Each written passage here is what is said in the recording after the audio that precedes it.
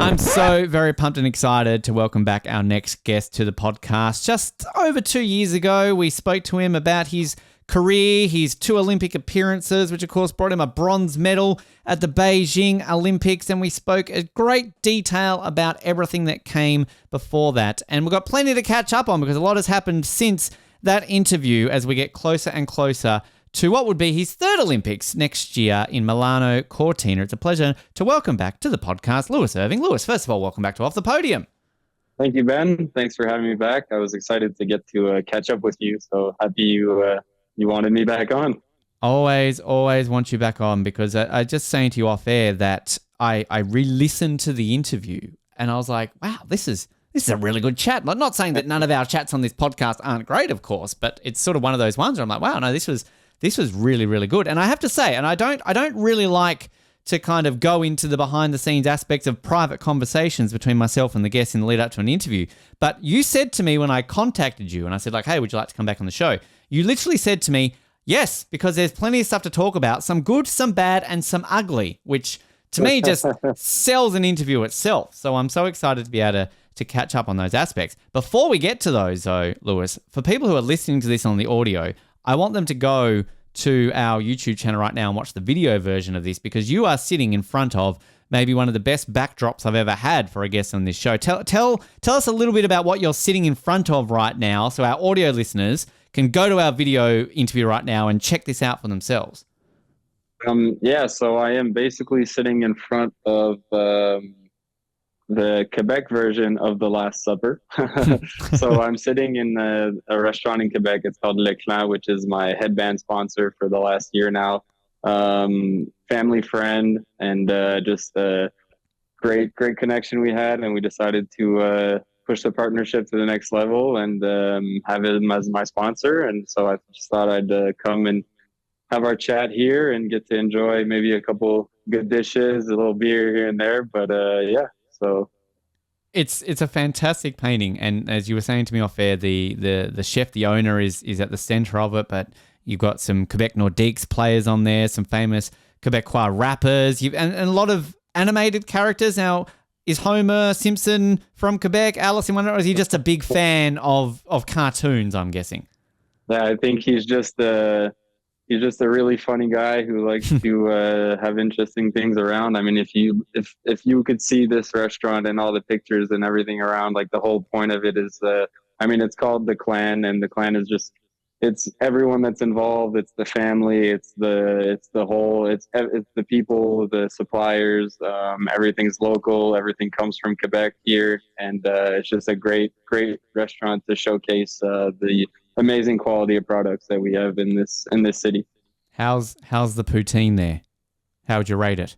If you have the poutine here, it will probably be the best one. It won't be the typical poutine you've had, but it will definitely be on the top of your list. All right. Okay. I know that the best I've ever had was in Montreal, of course. It's got to be in Quebec. It's none of these fake ones that are outside of Quebec, but it is still to this day probably my favorite food. If I have to claim my favorite food, poutine. To be fair, I had one in Frankfurt on the way back home at the Christmas market. And if anyone has the opportunity to stop at the Christmas market in Frankfurt, there's a place right in the middle of the market. They say they're the best poutine in the world. And obviously I had to call the guy out on it that he was probably wrong. And so he gave me a bowl and I was happily proven wrong. It was in the top 5 I've ever had for sure. There you go. German potatoes, right? You can't really go too far away from having good poutine if you have great potatoes. That's very true. And much better if we were talking a bit off air about coming to Australia. Never get poutine in Australia because fun fact for you, cheese curds are actually illegal in Australia. You cannot have cheese curds because of the way they make the cheese. The curds, it's illegal with our food processing laws in Australia. So if they ever advertise poutine, they've either had to import the curds illegally, which they have done. I have had proper poutine in Australia. But generally, it's just grated cheese, and they claim it's poutine. Not poutine. We know it's not poutine. Doesn't make it poutine.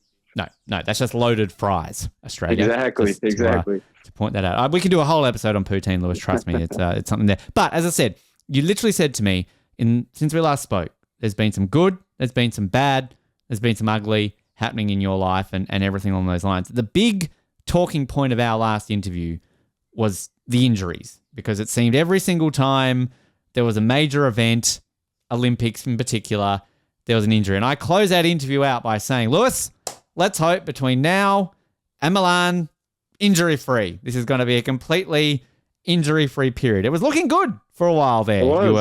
You were on the podium in 2022 in World Cups. Yeah. You were doing great. Things were looking up. But then February 2023 happened, Lewis. I think let's start there. Tell us a little bit about sort of that period from the end of 2022 to what happened at the beginning of February 2023.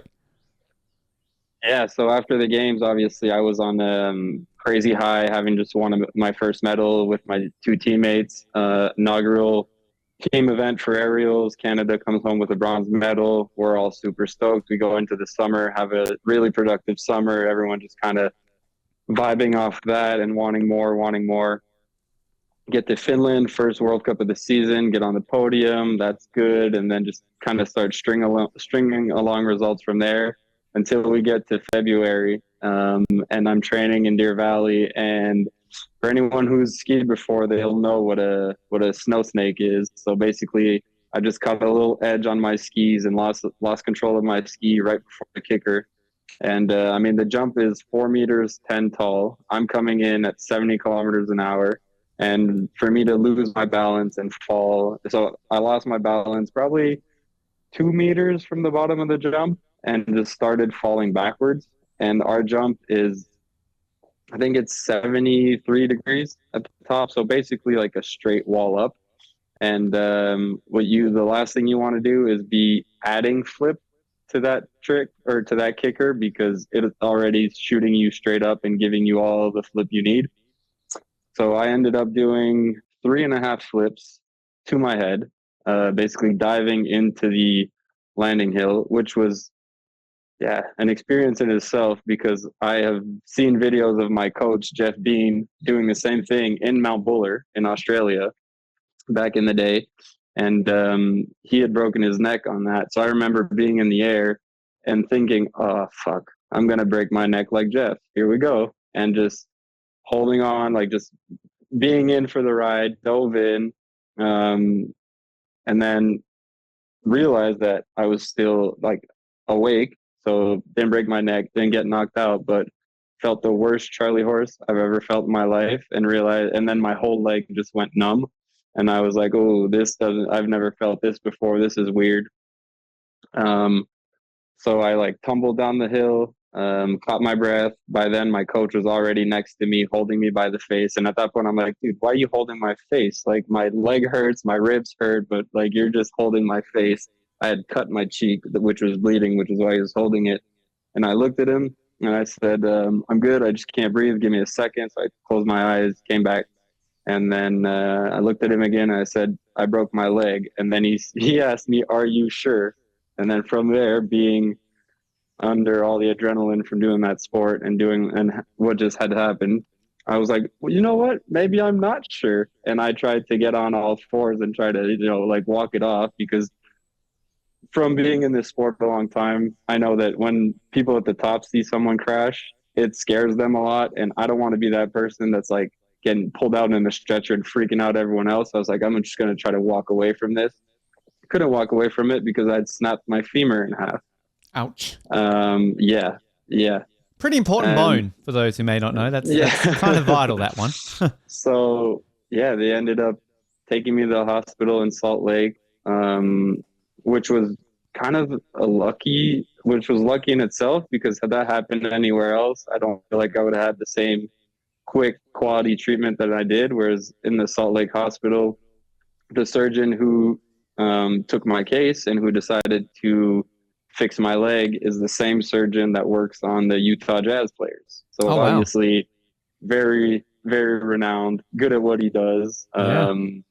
So he heard that an athlete from the World Cup was coming in with a broken leg, and he just immediately put his hand up and said, yep, I'll take care of it. I'll fix it. So they took me in, ran all the tests, realized that I had 3 broken ribs, snapped femur, and then the cut on my face. Had a plastic surgeon redo the cut on my face, which was good because you can barely see it. kept me looking pretty. And then that was the main thing. Screw the legs, screw the ribs, as long as I'm still attractive, right? Come on. Right. And then so yeah, I went into surgery. Before going into surgery, the doctor came to see me with the X-rays, told me what we were gonna do, but then he kept telling me that I had broken my leg perfectly and that it would be okay. And I was like, what does that mean? You know, like, what does breaking your leg perfectly mean? And he basically explained to me that it was such a clean snap and that like he would just have to reset it straight and it would be, and then with a metal rod put in, it would be all good. Wow. And then obviously at that point he's explaining everything to me and I'm like barely listening, just kind of like, all right, dude, just do what you got to do and get me. Am I still pretty? Am I still pretty? So, yeah. But I remember I just kept asking for water. I got into the ambulance and the paramedics were like, all right, what's your pain level at? And I was like, 6. And then he looked at me like I was crazy. So I bumped it to a 7 and I was like, oh, maybe that's not enough. And then he offered me painkillers. And then I said, no, can I get a bottle of water first? Which was like, I think about that. I'm like, that's wild. But yeah, so I had the surgery, went really well, woke up from it, was allowed to walk on it right away, which I thought was absolutely insane. Surgeon came into my room as soon as I woke up and he's like, all right, stand on it for me real quick. And then he went and asked me if it felt straight. And I'm like, what do you mean, does it feel straight, dude? Like, you tell me, you know? And he basically told me that with those kind of surgeries, they sometimes have to go back in and readjust it based on the torsion or whatever, which I didn't even need at all. Everything was set from the beginning. And then because I was allowed to weight bear, he told me that as soon as my ribs healed up enough, that the only my limitation for starting training again and like getting on that rehab process was whatever my pain tolerance could handle. And as soon as he said that, the PT that was with me and my coach was there by then, they both just looked at the surgeon and were like, oh boy, you just said that to the wrong person. Like that's he's used to this. Yeah. They were like, oh, okay, now we have to deal with this. Like, wow. And how long was this after? Like so after the accident, at this point when they're saying that, how much time had passed? 7 hours. 7 hours. 7 hours. Yeah, wow. I have a video of me walking around with one of the nurses. So I have a walker and I'm just like fully weight bearing on my leg 7 hours after the surgery, which I could not believe. Snapped your femur in half in 7 hours. That is absolutely insane. Yep. That is incredible. That's that was pretty intense. But as soon as I was able to walk on it, I was like, oh, wait, so this is going to heal up pretty quick. Like if this is where I'm at right now, 7 hours later, imagine where I'll be in 2 months, you know? Yeah. Obviously, we knew I was going to be missing the rest of the season, which was a bummer because after the Olympics is the World Championship season. And I've been on World Cup this is my 10th year, and I've competed in one World Championship. Wow. The rookies and the juniors on my team have more World Championship starts than I do. Wow. Yeah, and I have double the World Cup experience that they do, which is kind of the running joke in our team. But yeah, so I got back to the hotel. Everyone was competing the next day, so I just decided to fly home with them instead of flying home on my own. That way I'd had help, like I had my team around me, had people to help me out with the traveling and everything. And waking up the next morning was actually one of the so I woke up in my bed in the hotel and then realized that I had slouched down too far, and so I couldn't get out of bed because I had 3 broken ribs, so I couldn't sit up, and I couldn't roll over because I had a broken femur. So I had to call one of my teammates and be like, hey Vic, can you pull me out of bed? I'm stuck. And he's like, what do you mean you're stuck? I was like, dude, come see, you'll see, I am stuck. So obviously he went and grabbed 3 other teammates so that they could all have a chuckle, which was, I appreciated that, you know, kind of take some photos first. Like, hey, I promise we'll help you, Lewis. Just hang on a minute. Click, click, click, click, click. I mean, yeah, it lightened the mood a little bit, right? So I'm definitely grateful that they were there for that. And you got out But of yeah. bed. Just to clarify, you're still not in Yes, bed yes. No, 2 years later. they pulled me out of bed.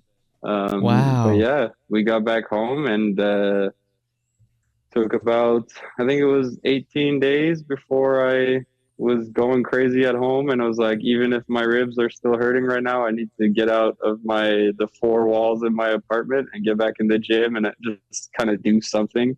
And my first training sessions were literally just walking from the car to the gym, realizing that, okay, now everything hurts too much. Hi guys, bye guys. I'm gonna go walk back to the car, go back home. So that was my first week. But then after that, everything kind of just snowballed, and I was back on snow doing the same tricks 9 months later, which was a quick. Was it the smartest decision? Maybe not, but did it feel good at the time? And like, did it help my brain just kind of check that box off and move to the next step for sure? So yeah. What an incredible story. The thing that blows my mind, many levels of what you just told me, is that you have that ability to think that much when you're in the middle of that situation, that you're thinking like, I don't want to break my neck like my coach did. Like, does time almost stand still when you realize that something bad's about to happen? I mean, how can you even describe your mindset at that moment where you know that this isn't going to be good when you land?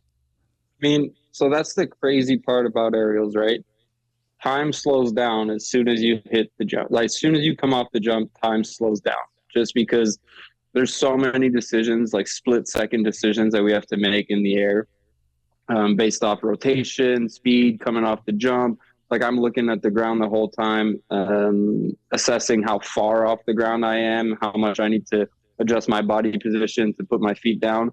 But then when you know it's a bad jump and you're going to get hurt, time slows down even more. And then it's just like, yeah, like I think I've said this to a number of people before. I think on a triple, so a triple backflip, like the jump that we compete on at World Cup level, I'm making anywhere from 10 to 15 decisions in the air during a 2.5 second jump. That's insane. I mean, I can't even make 10 to 15 decisions in 2.5 hours, Lewis, let alone that amount of time, which it always, be it an aerial skier, a diver, a gymnast, like I love kind of hearing that, because it's over so quickly, but there's so much to think about in that period. I mean, on a tangent, just on a sort of unrelated to that note, like is there mental training that you can do with that, like to kind of help with that? Or is that just, you've got to keep being repetitive in those jumps to kind of train yourself in the moment, if that makes sense? I mean, both really. Like, obviously the amount of jumps you do slows it down. Like the first try I do at a jump, I'm like, whoa, what just happened? Like, that was a lot. Whereas the more you do, the more it slows down. But then it's also all the visualization we do, just off the hill and like just on dry land training, just to kind of get your body and especially your brain to like kind of picture what you're about to do before you're actually doing it. And that part's I think a part that a lot of people tend to overlook, and they'll just try to push numbers and numbers and numbers, and then they're like, why am I not making adjustments? Why am I not getting better? Why can't I change this one little thing? Well, have you sat down, or like, I'll like literally spend, like, I like training late in the day, because then I tell my coach this, I'm like, dude, it's like I had 2 training sessions today. Like, I went for my nap around noon and I laid there in my bed, and then I just went over jumps in my head, different ranges, different takeoffs, different feels for it.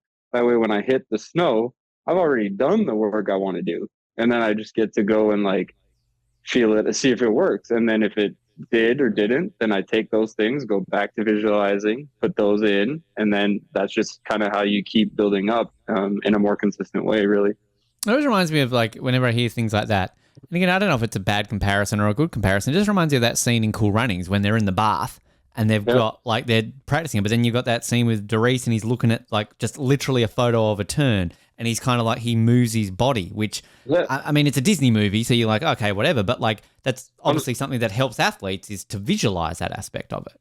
I mean, you being an F1 fan, I'm sure you've seen the guys, like, they'll sit there and, like, or you've seen the videos of them, they can tell you what track it is based off the sound. and based off like the engine hearing noises, the like the engine brake noises. points, Exactly, and exactly. So, and that's just because they probably pictured it in their minds so many times. Obviously, they drive around the track a bunch of times during the race, but it's nothing compared to how much you can do when you're not in that high intensity, high stress environment, right? Yeah, fascinating.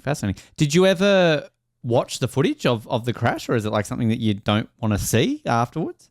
So I didn't watch it right away. Obviously, I waited. How long did I wait? I think I waited until I think I was back in the gym actually working out, where I was like, all right, let me see this thing.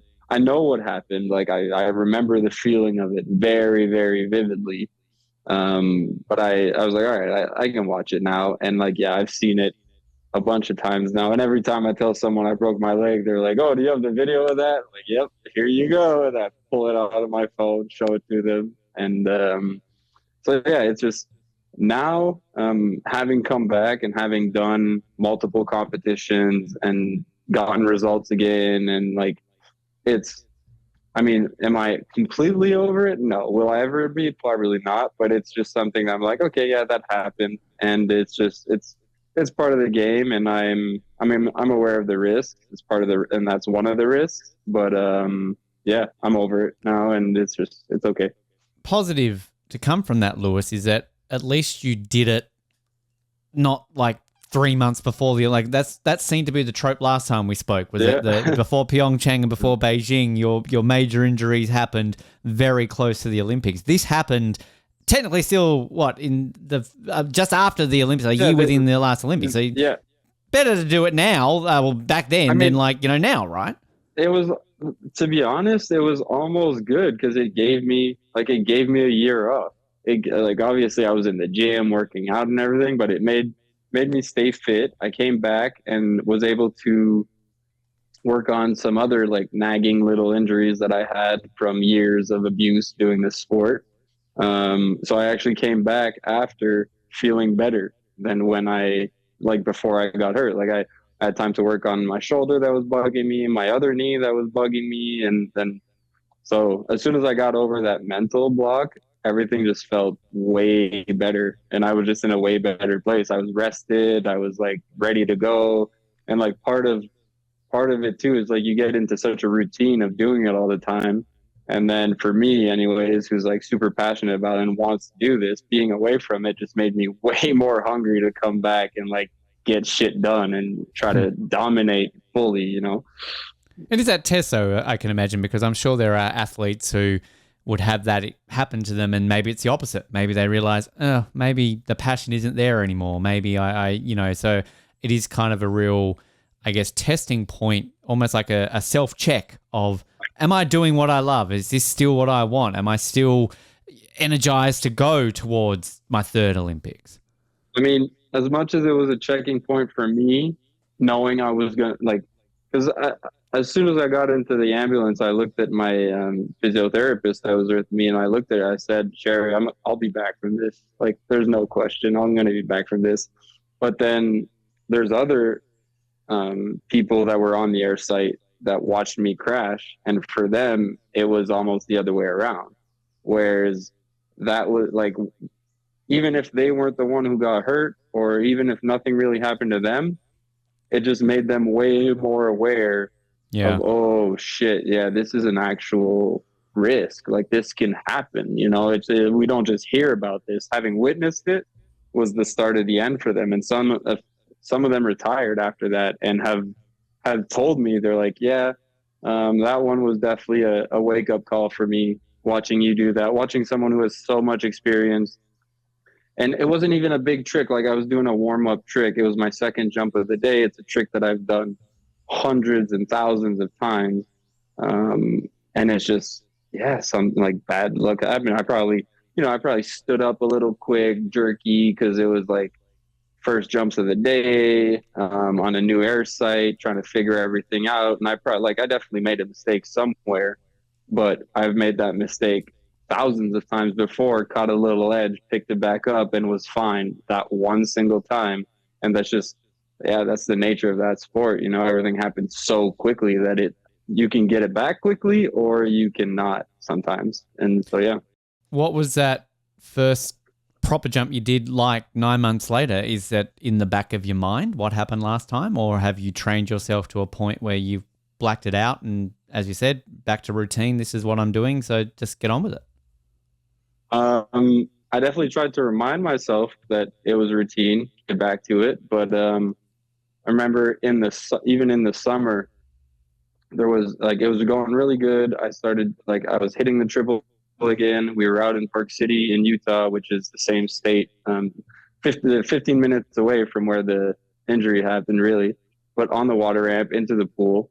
And I stood up, caught a little edge on the water ramp, got off the jump, did my trick, same trick, but was fine. And then I got out of the pool, and like I've never been one to have a anxiety attack or a panic attack or whatever, but pretty sure I had one then. And like I was just, like started hyperventilating, got out of the pool. One of my best friends from the US team was like right there, and he had seen my jump. And like, yeah, it missed jump, but it was nothing crazy. And he's like, "Why are you freaking out so much right now?" And like I teared up, and he was like, "Dude, what's going on? Like, what the heck?" And then my coach like walked up, showed him the video of like me catching a little edge on it, and then Chris just went, "Oh, I get it." And then he grabbed me and he said, "Lewis, see, you've caught an edge like that hundreds of times in your career on every jump, every level of jump. Like, and every time that happens, you're fine. It's only one time that you weren't." And that kind of helped me click over that. But then as soon as we hit snow in Ruka in November, I was doing really good, hitting the double, working my way back up to the triple kicker. And I was like, yeah, this will be fine. This will be fine. And then as soon as like it was my turn to go up off the triple, I even remember like doing my speed checks before. It was all good. I was like my normal first triple of the year nervous. And then I remember being on the lift and being like, all right, when are these like, when am I going to start freaking out here? Like I should be freaking out right now. And it wasn't until I got to the top and one of my teammates was like, "Hey, Lewis, do you want to hop in the order now? Or do you want to wait a couple, watch a couple go? Or like, when do you want to go?" And I just told her, I was like, "Oh, I'll go now." And that's when it hit. That's when it was like, okay, here we go. And then that kind of freaked me out. But as soon as I did it, then it immediately like went the other way. And I was like so happy, and all the like the adrenaline, the dopamine, everything. Like I felt cloud nine. Getting over done with it. It's like the age old like bungee jump. Like once you get over the edge or jump, exactly. You know, you get over that fear. Right. And then, yeah. So there was that. And then once we had the World Cup, I hadn't even done any of my like usual World Cup level tricks yet. So we did the qualification, and it was funny because this like usually qualification jump for World Cup, like it's a one jump thing. And if you miss it, you're not going into finals. You're not going into the money round. You're not like, it's done. Your day's done.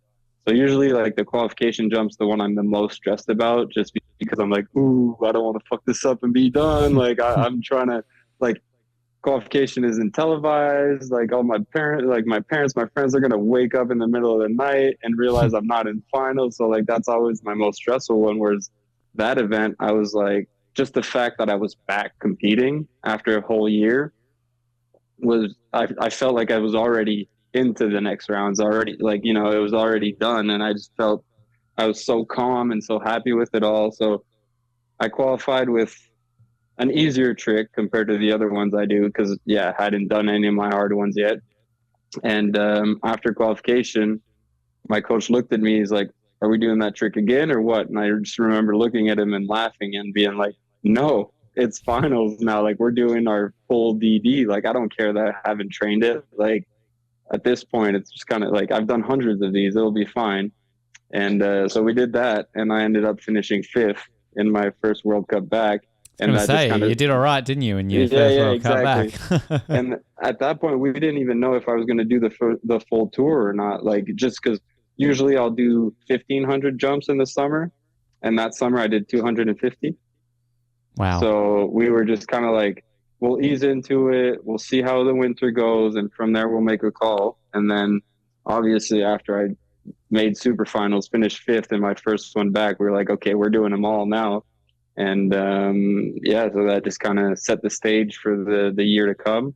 It was probably my worst year results wise. Still finished ninth on the overall. I was going to say, you still finished. You got a bunch of top tens still, and sort of, after such a long period of time. So you're still getting some solid results for what you call a bad year. I mean, that's pretty good.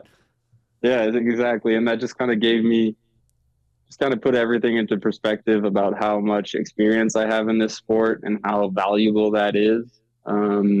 And how much I can actually count on all that experience when I need to. Because, like, it's such a hard sport to just kind of wing. Like, you can't just really wing it. I mean, you can, but you need confidence. Because, like, I remember when I was young and coming up, no results, no experience really, I had the confidence. So that worked in my favor. And then, yeah, just now having kind of all the aspects that you need made it way easier and way easier to prepare for everything coming. Which you then, so after that World Cup, switched to the NORAM Cup, which I read your post sort of, on that on Instagram. So was that more of gaining that experience? Because, I mean, for those who maybe aren't familiar, NORAM's sort of what a step level below World Cup, is it not? So kind of, was that more to gain experience and kind of get back what you lost over that 9-month period when you were out injured? A little bit, just because I hadn't jumped a lot in the summer, but then it was also that our World Cup schedule had such a big gap in the middle. Right. That everybody did them. Like, all the World Cup athletes that were still in North America training did the NORAMs. So which that makes it sound almost as competitive as a World Cup then. It was almost a bummer for the younger guys that need the NORAMs to qualify for other, because, like, kids were doing their best jump ever, scoring scores that would usually win a NORAM and finishing 10th because they had 10 World Cup guys up ahead of them doing their World Cup tricks. So that was, like, a little bittersweet for everybody, but definitely helped me in the sense that it just kind of gave me more competition experience after having such a long time off. And but basically didn't finish out of the top 10 as well. A couple of podiums. I want to please correct my pronunciation here. Is it La Beauport in Quebec? Is this the Lac Beauport? Thank you very much. My French and Quebecois is terrible, but I mean, I'm guessing that's literally the home one for you. It's in the home province. I mean, how far is that from where you grew up? So that's the mountain that my dad taught me how to ski on. Wow. It's 10 minutes away from my house. Wow. Yeah, so competing there and getting results there is definitely the favorite one, just because there's so many friends, so much family that come out. And then after, we all get to come and have dinner at Le Clan here, which has been like a staple the last 2 years. And it's been really fun to kind of bring everybody here.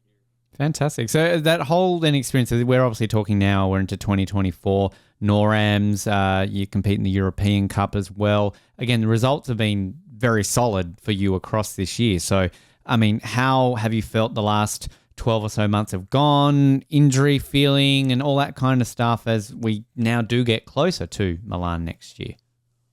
I just got back from Finland, which was a really good camp. No World Cup there this year, so we got to really kind of progress a little slower than we usually do. Still got up to the big tricks that I wanted to do, but just in a more kind of controlled way, which was nice. Didn't have to rush to anything.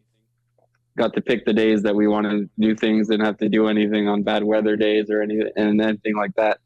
But so 2 podiums at the Europa Cups in Ruka, coming back, 2 third places.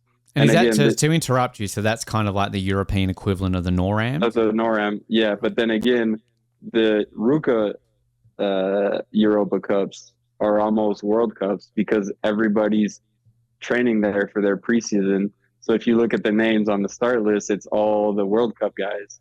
So to podium at that one is almost like it's a really good marker for the World Cups that are coming and like the level that you're at for that. So really excited for this season with the qualification process and everything. There's only one that I'm excited for it, dreading it a little bit, going back to Deer Valley, because obviously there was the femur break, and then came back from that. And then the year after, I jumped on that hill again, had good training, everything good. And then the World Cup was on the anniversary of me breaking my femur. Oh, wow. And how it works for us for competition day is they basically do a random draw for the run order, and that's the order we have to train in. And I was lucky number one. So I got to open up the jump and test it first for everybody. And it was a really bad weather day in terms of snow and sleet, rain, just terrible, terrible weather. And the jump was melting, everything was falling apart. And we all decided that we were going to try to hit it anyways. So I hit it. And instead of doing 3 flips or 3.5, like the year before, I did a single backflip off the triple kicker. And then all the other boys decided to not try to hit the jump again. And we had to downgrade the event to a doubles event, which was it's the first time that's ever happened in my career. But yeah, so now third time's a charm. Deer Valley is going to be good. Going to come back with a medal and be able to finally put that in the background, lock it up in a drawer, and never think of it again. Because that's always the one that's no matter which discipline of winter sport we have an athlete on from this show, and we ask, "Where's your favorite place to compete?" 99% of the time, Deer Valley always gets voted as the number one, no matter what. Skiing, any winter sport. It's such a huge event. It's hard if you're if you like performing and you like a crowd and you like feeding off that. Deer Valley is the spot for sure. Which says you mentioned before, so it's not too far from Salt Lake, right? So it's sort of is it kind of like a big mecca, because after the Olympics in 2002 and obviously pushing in now towards 2034, like they've kind of maintained this sort of mecca of winter sports there in Utah? Oh yeah, and just the skiing out there is amazing. I think out of Park City you have 5 or 6 world-class mountains where people come in from all over, they get some of the best snow in the world, and people come in from all over to go ski these mountains. So the fact that we get to ski Deer Valley is just a bucket list moment in itself, right? So I've been to Salt Lake. I did get pushed down a ski slope somewhere in Salt Lake City. Could I tell you where it was? No. But of the 2 ski resorts I've been to in my life, Lewis, the nicest one I've been to. No disrespect to Mount Washington in BC, but that was still a nice ski resort. Don't get me wrong. But I'm Australian. Anything's a nice ski resort to me. But it's Salt Lake 2002, my favorite Winter Olympics. Not just for the reasons because Australia won our first ever gold medals. I just have such fond memories of watching that as a kid. So I'm so excited that Salt Lake get the Olympics again in a decade, basically. So push yourself towards that, Lewis. I mean, you're still young. You'd only be late 30s by then, right? You can still go. Yeah, we'll see. I mean, like I've always said, as long as I love it and I'm still competitive, I'm not stopping for any other reason. There was a Belarusian, the female aerial skier, wasn't she? In her mid to late 40s in Beijing. She'd been going. Was it Ali Super? Am I thinking of the right person? You're thinking of the right person. That's impressive, Ben. I knew it just came to me. I knew there was a Belarusian, and then all of a sudden it just clicked. Ali Super. I'm I knew her name. I mean, how many? Is she still going, or is she finally retired? No, she's coaching now though. So people never stray too far away from it. They leave, but they don't actually ever leave. Keep going with it. So I know when we last spoke and you sort of explained a little bit about how the qualifying process worked in the lead up to Pyeongchang and Beijing. Is it similar? Obviously now a year out from the games, a lot of results from this year's World Cup are going to count then towards next year, and kind of that's how it works still? Yeah, exactly. So obviously World Championships is going to be the biggest one. Any medal at World Championships will basically guarantee you your spot. But then after that, it's all just whoever's the most consistent, who gets the best results, and then it's all ranked. And then in freestyle, we compete against aerials, moguls, slopestyle, half pipe, and big air for a certain amount of spots. So especially for Canada, it's a really, really tight battle for those spots. But yeah, I got to ask on that because like it does fascinate me the way this works in freestyle skiing and other disciplines and quotas and things like that. Because again, it's a case of you could have the best skiers in the world in aerials, but you've got so many more betters in moguls, and you got to balance the quotas out. Like, do you secretly watch like Macau Kingsbury and just go like, mate, can you just stop fucking winning to steal one of our goddamn quota spots? Because I need to go to the Olympics too. You've got enough crystal globes. Just stop it, mate. Give us somebody else a chance. I mean, maybe someone else, not Mick. Mick's the one I want to see. Like that picture he posted with his 30-something. That's amazing, isn't it? Exactly. So yeah, and he's just such a good guy, and he's a fun guy to be around. So I'm like, yeah, as long if Mick keeps going at that level, I'm stoked. He's going till he's like 60. He's gonna just like have an entire mountain. But I mean, because it is like you obviously they're your teammates. Like it doesn't matter. Right. You're a big family, but like I can imagine, given the depth of talent you have on the Canadian freestyle ski team, that it can make it challenging. That you could be the best, top 3 best, whatever in your discipline, but realistically, compared to a slope style or a big air person, things like that, like maybe you're not going to get selected because they're going to get a medal and you're not. Like it must make it very challenging at times. Yes and no, because because Canada's so strong, our quota spots are actually pretty big, and like we have a lot of spots for the freestyle disciplines. So if you're in the top 5 in your discipline, you're going to the Olympics, like no questions asked. And some people know the criteria more than I do. All I know is if I'm in the top 5 and I've got multiple podiums, I'll be there, and no one will be able, because like moguls can only send 4 guys or 4 girls. Like they can't send, even if they had 12 guys in the top 12, if they swept they usually do too, right? So right, exactly. So, but only the top 4 will go. So whoever's the next, so that part, like it's actually way more fair than people think, and it's like always towards like the 30-second spot, you get a little bit of like harder. People will argue for spots or anything, but it's incredible to hear that, because like, I mean, you say like 30 odd people like that, that's just your freestyle team. Whereas Australia in general, we send like 40 athletes to the entire Olympics in winter games. So that's kind of how it is. But I mean, it's sort of just on yourself personally, how you're tracking, national champ this year. Well, the time of recording this, obviously people listening to this in 2025, but 2024 national champ. I mean, how are you tracking right now in terms of those rankings? Are you the number 1 Canadian male right now? Are we focusing on anybody else kind of going as we get closer to Milan? I mean, I don't know the exact ranking of our team. I know Alex has a win from last year, but again, that was at the downgrade event in Deer Valley, so the value of that's a little less. But we're definitely looking for, like last time we had 3 guys, 2 girls, and we're trying to have 4 guys and 3 girls this time around, which I think is a very, very plausible outcome for Team Canada. So you'll have me, Alex Duchesne, Mia Fontaine, Emile Neto as kind of the 4 guys that'll be in, and that are all very, very, very consistent and have gotten they've gotten experience now on the World Cup tour. They're just older now. They do bigger tricks, and it'll be fun. It'll be a really, really interesting squad for Team Canada. It'll make it hard for the team event, because there we can only have 2 guys and 1 girl. Yeah, and is that in that quota, is that already achieved, or is that the World Championships that you achieve, like the team quota? The team quota is basically chosen off of whoever gets qualified for the games, and then the top qualifiers from that will be our team.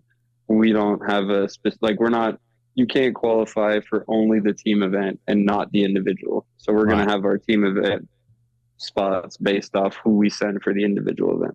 Because I think we talked a lot about that from an Australian perspective, because obviously, we've got a depth of talent in the female side of things, but sadly the male aerials is still something that obviously not quite at with that one. I mean, I know we also talked about this last time, Lewis, just that how groundbreaking that medal was for Canada in Beijing. It broke, you know, a 20-year drought in aerial skiing, an event that Canada used to do so well in, of course, back in the day. But I mean, for yourself, obviously aiming for a medal, and in the male side of things, a medal has not been achieved since it debuted in Lillehammer in 1994. So we, you know, approaching now 30 odd years basically at the time of that. So I mean, does that add like a bit of extra incentive to try and kind of stop people like me asking that question of like, what would it mean to break this, you know, 30-year drought for male aerial skiing in Canada at the Olympics?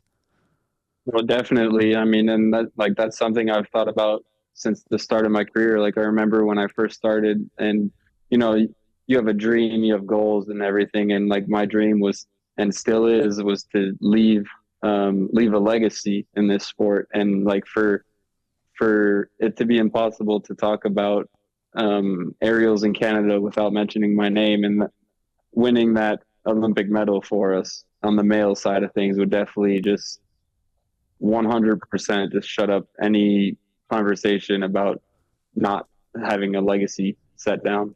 Which it's also the thing that even like kind of blew my mind in just looking at this right now, because as I said, like growing up, and we talked about this last time, like I would think of these dominant nations in aerials, and Canada was always up there, but Canada actually have never won a gold medal in aerials at the Olympics, male or female. I thought it had been achieved on the female side of things, but no, not even on the female side of things. So you talk about leaving a legacy, leaving a name, people are going to remember the name Lewis Irving. I mean, what better way to do it than get that gold medal? Because again, no Canadian aerial skier has ever won an Olympic gold medal. Oh, the path is set. I mean, it's a hard one, but the path is there, and now it just has to be done. Yeah, and you've got your annual your Olympic cycle injury already done with, so that's good. That's done. That's a positive. Are you brushing up on your Italian? How is your Italian going? I'm eating more pasta. That counts. That's very Italian. That's drink the espresso coffee, support Ferrari in Formula One, like all these little steps you can take, right? Like, you know, to help you out. No, isn't it like because we speak French, right, in Quebec, so don't I just have to add O and A to the end of everything and get understood? My language skills are not great, but I was always told that if you know French, you can pick up Italian, or was it if you know Italian, you can pick up French? But like they're very similar from what I remember. But I mean, I know that the few times I've been to Italy, as long as I ate a lot of the food that whoever was serving me, they understood what I was saying very well, and they would gladly figure out how to help me. But I mean, like it's that added layer I can imagine though of, I mean, you went to Korea, you went to China, you know, you've had 2 Asian games, which obviously you brought their own unique, you know, experiences and everything. You had a COVID games and everything along those lines, but to add like a European games to it, like it's, I mean, just so many different things to experience there, and culturally as well. Italy, I mean, my goodness, a lot of people still talk to this day about how good Turin was as an Olympics and their experiences back in 2006. So, I mean, that's just added incentive as well to go to your 3rd Olympics, Italy.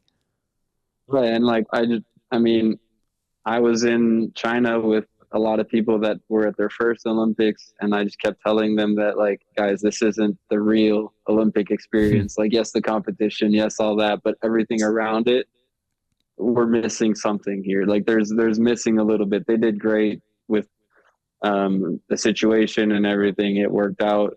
Very grateful for it, but it's going to be amazing to actually go back and have that full-on Olympic experience, get to go watch other events, cheer on other Canadians at the events, and be at the hockey games, be at the curling rink, be at the ice skating. Like, just to be able to do all that again is going to make it that much better. Which I think too, which I am so hopeful that they actually follow through with it, because I know they said in the lead up to Beijing it was going to happen, and it didn't. That we actually have NHL players back for the hockey, right? The first time since Sochi. I mean, you know, we want to see it. It's been more than a decade, right? No disrespect to the great Canadians and other hockey players who represented their countries in 2018 and 2022, but we want to see Crosby on the ice, right? We want to see McDavid on there. I mean, McDavid's never played in an Olympics, right? So he's got to make his debut, go for Canada, get that gold back. Come on. I mean, if if McDavid puts on an Olympic performance, anything like Steph Curry did for his first one, I think we're looking really good for Canada. As a Flames fan, I generally do not cheer for Connor McDavid, but if he's wearing that maple leaf, I will be very much cheering for Connor McDavid. I've always said if he left the Oilers, I'm going to be full on the McDavid train, but until he's not wearing that damn uniform, I've got to dislike the man. But until he's wearing a Canadian uniform, right? So then everything changes, right? Exactly. Lewis, mate, it's always a pleasure to have you on the show and learn and chat and keep everything up to date with what you're going on. Again, incredible story sort of that injury and overcoming it. I'm so glad that you're sort of back literally on the slopes, kind of going towards it. But we're going to keep an eye on things, fingers and toes and skis and femurs and everything crossed between now and just under a year's time away. And we'll get you back on. Nice gold medal around that neck as that first ever Canadian aerial gold Olympic medalist. I will hold you to that, Ben.